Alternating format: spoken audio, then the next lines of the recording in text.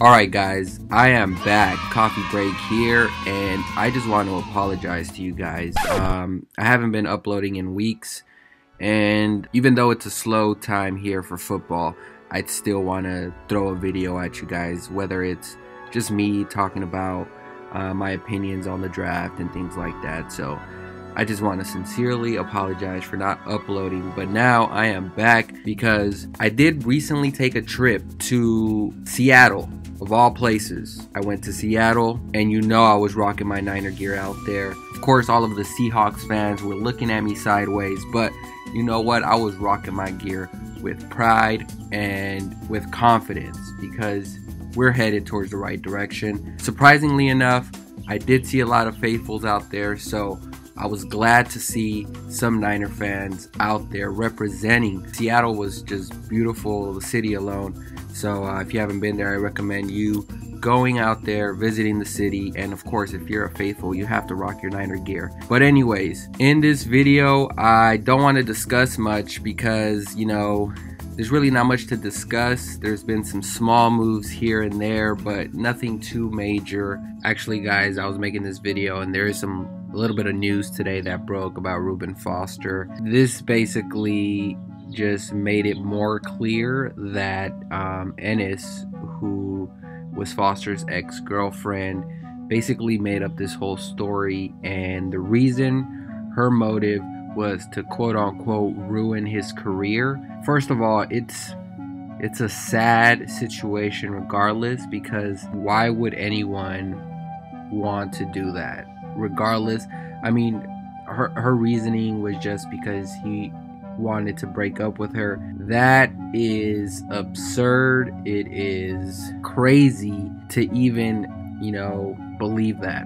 And I know I made a video about this when the news officially broke. My question was simply, should the Niners cut Reuben Foster? Only because of his past already run-ins with the law. So as a fan, you know, you just get frustrated and feel like Foster was just bringing in a negative cloud over the Niners again, you know. So that was just my reasoning. But as a fan deep inside, I just hoped that everything was false, because let's be honest, these were just heavy accusations. But as time went on, I'm glad, for the sake of Foster, that none of this is true, and she's admitted to it. So, you know, just football aside, I'm just happy that the truth did come out, and that Ennis is telling the truth in all of this, because she could have easily just kept making the story up. I know a lot of people were just harshly criticizing not only York, but Shanahan, Lynch, the whole 49ers organization. And I'm glad things, again, I'm just glad things are, and the truth is coming out. And yeah, that's just my opinion. But on a brighter note, let's continue with the video I was making originally. Over the past weeks, man, I've been keeping a close eye on what the Niners have been doing, and I love what I'm seeing, man. All of the bondage, the team is getting together and doing activities outside of football, not just football related, but they are working on that too. You see them practicing on their own, taking their some of their own time to master their craft. Jimmy G leading the way, of course.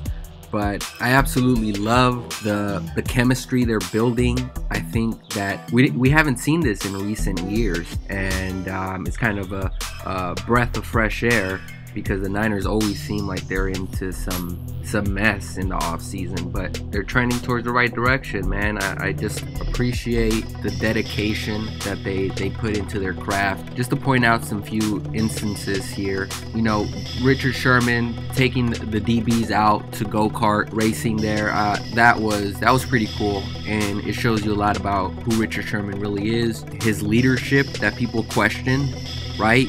This shows what kind of leader he is. He leads by example. You never see him get into any trouble in the off season, and he just comes to work.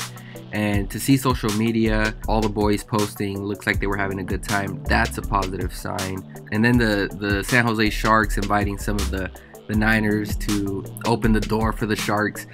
Kyle Shanahan was the first one, followed by Jimmy G the next time up. That was pretty cool to watch.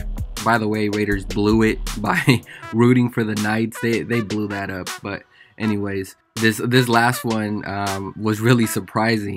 So it's Kyle and Jimmy and George Kittle there in the picture with 50 Cent. That was pretty cool. Here's a shot of 50 and Kyle Shanahan there. Yeah, man, it looks like they're just having a fun time. They're building chemistry.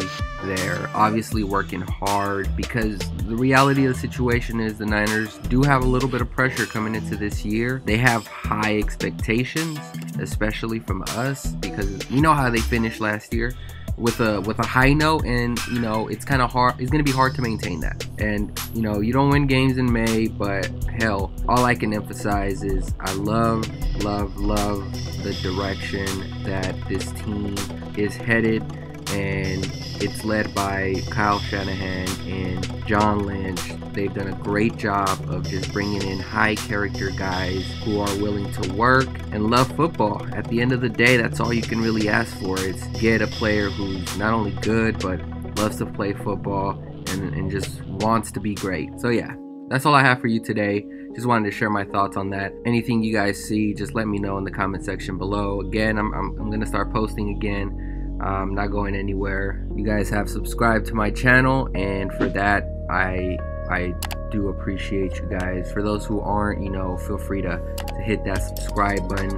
I'll be posting as the year progresses. Man, August is around the corner, and that's when preseason starts, so I cannot wait. Faithful, let me hear you guys out. Leave a comment, let me know what you guys think. Have you been to Seattle? Let me know. Appreciate you guys watching. We'll see you on the next one. Peace.